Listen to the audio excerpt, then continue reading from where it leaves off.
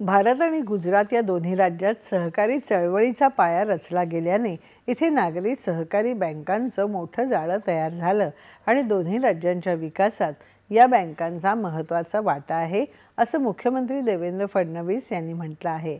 अमरावती इथे मुख्यमंत्र्यांच्या हस्ते अभिनंदन नागरी सहकारी बँकेच्या मुख्य कार्यालयाच्या इमारतीचं लोकार्पण आज झालं, त्यावेळी ते बोलत होते। सर्व समाजात आर्थिक सक्षमता येत नाही तोपर्यंत विकास होत नाही, त्यामुळे या सहकारी बँकांनी सर्वसामान्य लोकांना कर्ज उपलब्ध करून देत त्यांना समृद्ध होण्याचा मार्ग दिला। जागतिकीकरणाच्या आव्हानातही काळानुरूप बदल घडवत या बँका स्पर्धेत टिकून राहिल्या आहेत असं मुख्यमंत्री म्हणाले।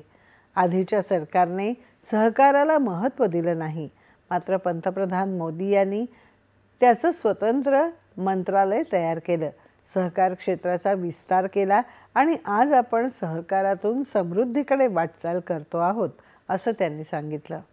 आर्थिक अधिकारिता येत नाही तोपर्यंत आर्थिक विकास होऊ शकत नाही। महाराष्ट्रामध्ये अर्बन कोऑपरेटिव्ह बँकांनी हे काम अतिशय चांगल्या पद्धतीने केलं आहे आणि सगळ्यात महत्त्वाचं काय आहे तर ज्या ज्या वेळी नियमांमध्ये बदल होत गेले, बँकांनी हळूहळू त्याच्यामध्ये अत्यंत चांगल्या प्रकारे काम करणं सुरू केलं।